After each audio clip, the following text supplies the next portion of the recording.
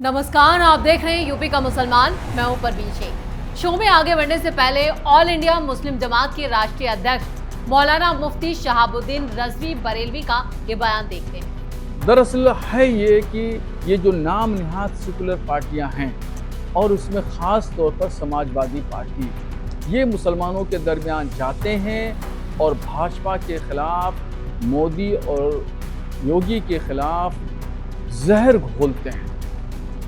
वही मुसलमानों के बूढ़े बच्चे जवान हर व्यक्ति के दिलो दिमाग में वही चीज़ें बस जाती हैं। ये भाजपा के साथ हाथ मिलाएं, रात के अंधेरे में एजेंडा तय करें। अखिलेश यादव रात के अंधेरे में भाजपा के लोगों के साथ मिल करके एजेंडा तय करते हैं और इनके पिताजी मुलायम सिंह यादव जी ने कल्याण सिंह के साथ मिल करके अपनी गवर्नमेंट बनाई। आधी भाजपा के लोगों को मंत्री बनाया और उसमें खुद आजम खां भी उन दिनों मंत्री थे। आजम खां ने इस्तीफा नहीं दिया क्योंकि उनको सत्ता से प्यार था। मुलायम सिंह यादव बार बार तमन्ना करते हैं कि मोदी जी बार बार प्रधानमंत्री बने। कोई एतराज़ नहीं, कोई आपत्ति नहीं। हाँ, कोई मुसलमान अगर अपने शादी ब्याह में किसी विधायक या मंत्री को बुला ले तो उसका नाटका बंद करने के लिए तैयार रहते हैं। शोर शराबा हंगामा खड़ा कर देते हैं, बदतमीजी की हद कर देते हैं, यहाँ तक कि उस मुसलमान के बाइकाट तक का प्लान बनाते हैं। ये है समाजवादी पार्टी। तो मौलाना बरेलवी के इस बयान से साफ है कि इस बार यूपी में मुसलमान कुछ बड़ा करने वाले हैं, यानी समाजवादी पार्टी की दुकान अब बंद होने वाली है। तो मैं अपने भाइयों से यही कहना चाहूँगा कि इन लोगों के दो चेहरे हैं, इन दो चेहरों को पहचानिए और इसको खूब सोचना और समझना होगा और अपना नजरिया, अपना सोच बदलना होगा। भाजपा के हराने का ठेका सिर्फ मुसलमानों ने नहीं लिया है, नाम निहाद सेकुलर पार्टियों की जिम्मेदारी है, क्योंकि इख्तदार इन्हीं के हाथ में आएगा या नहीं आएगा, विधायक मंत्री यही बनेंगे या नहीं बनेंगे। तो इसलिए अखिलेश यादव, अरविंद केजरीवाल, ममता बनर्जी, शरद पवार ये जिम्मेदारी निभाएं भाजपा को हराने की। मुसलमानों ने ठेका नहीं लिया है। वैसे मुसलमान अब तक सिर्फ बीजेपी को हराने के लिए ही वोट करते रहे, लेकिन मौलाना बरेलवी ने फिर से मुसलमानों के ज़मीर को जगाने की कोशिश की है। उन्होंने कहा कि समाजवादी पार्टी के असली चेहरे को फिर से एक्सपोज किया जाए और मुसलमानों से अपने लिए वोट करने की उन्होंने अपील तो कर दी, लेकिन देखना यह होगा कि मुसलमान क्या इस बार अपने लिए वोट कर पाएगा या नहीं। लेकिन बरेलवी जिस तरह से पूरे समाजवादी पार्टी और उसके मुखिया अखिलेश यादव पर भड़के हैं, वो भी देख लेते हैं। विरोध की राजनीति मुसलमानों ने बहुत कर ली।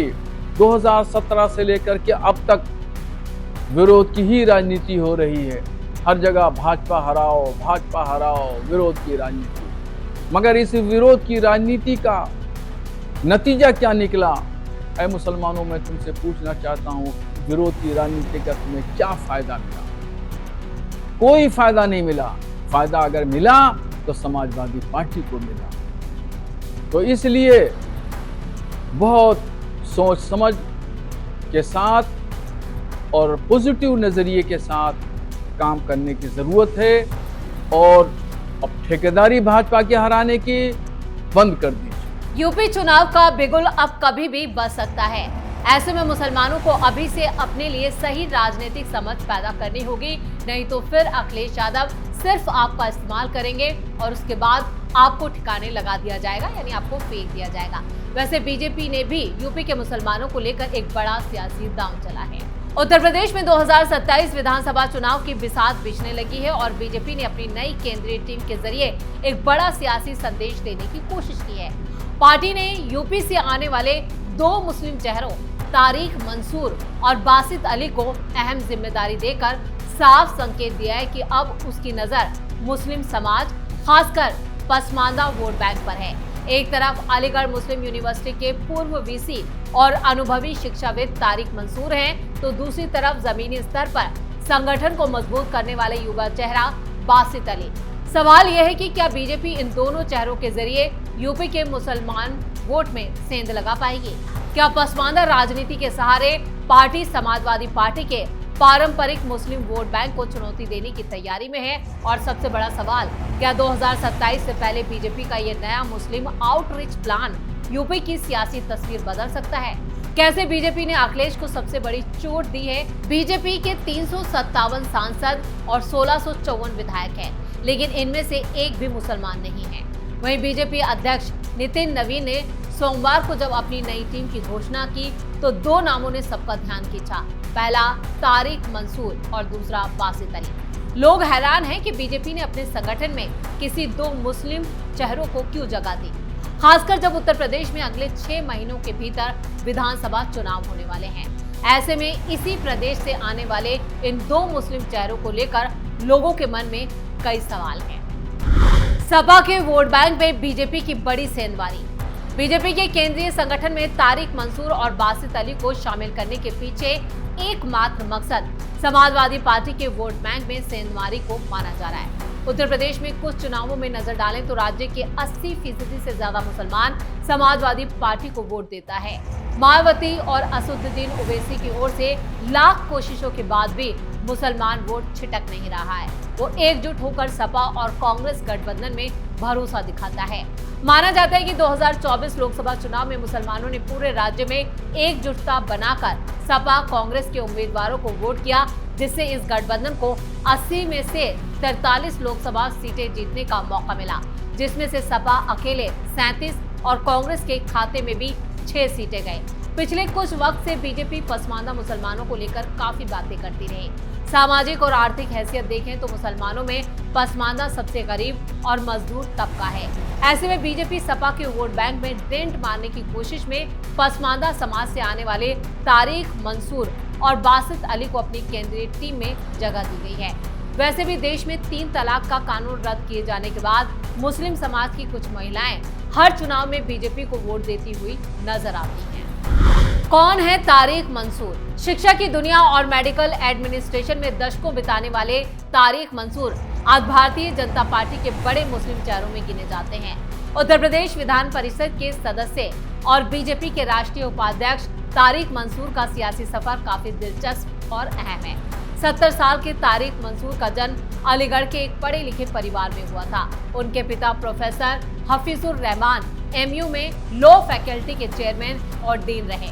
वहीं उनकी पत्नी प्रोफेसर हमीदा तारिक भी जवाहरलाल नेहरू मेडिकल कॉलेज से जुड़ी हैं। अलीगढ़ के अवर लेडी ऑफ फातिमा स्कूल से शुरुआती पढ़ाई के बाद उन्होंने MU के जवाहरलाल नेहरू मेडिकल कॉलेज से MBBS और MS की डिग्री हासिल की। इसके बाद वो सऊदी अरब के किंग फहद टीचिंग हॉस्पिटल में सर्जिकल स्पेशलिस्ट भी रहे।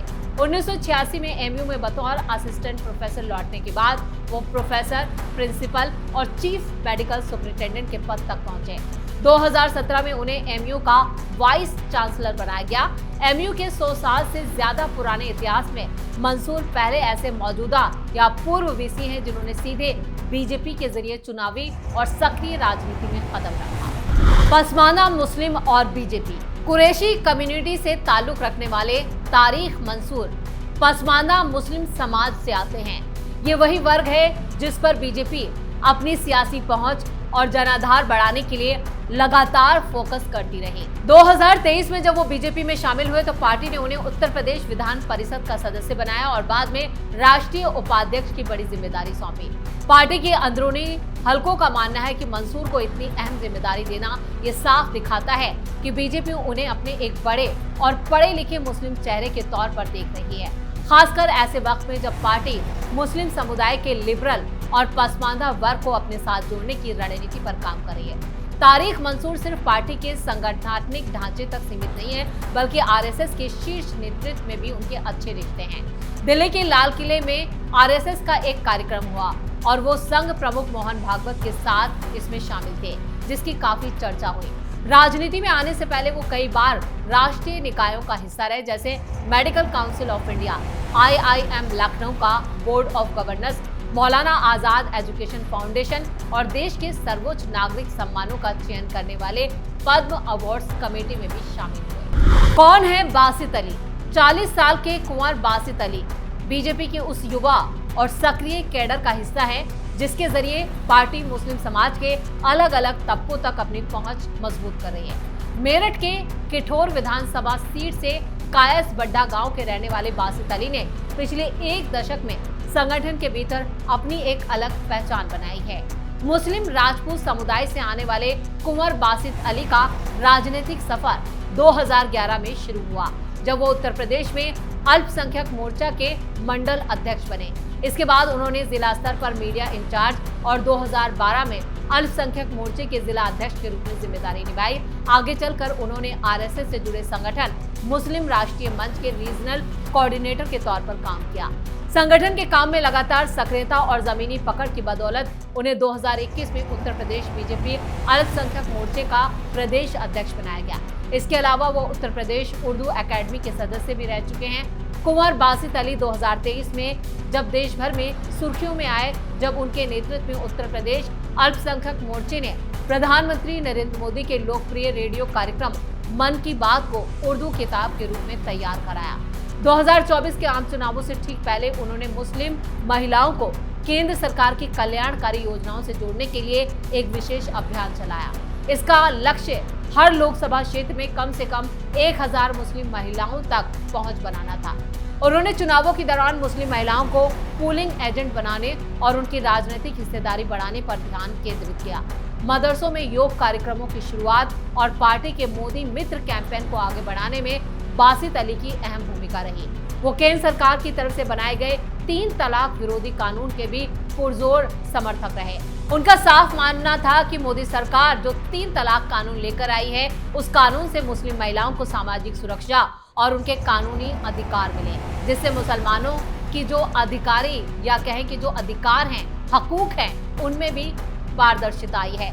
कुल मिलाकर ये 2 मुस्लिम चेहरे यूपी से जो लिए गए हैं और जो नेशनल टीम का हिस्सा हैं, उसको लेकर समाजवादी पार्टी को भी एक संदेश दिया गया है कि इस बार यूपी विधानसभा चुनाव 2027 में उनका सुपड़ा साफ होने वाला है। तो इस खास शो में इतना ही। वीडियो कैसा लगा कमेंट करके अपनी राय जरूर दें। वीडियो को लाइक करें, शेयर करें और कैपिटल टीवी को सब्सक्राइब जरूर करें।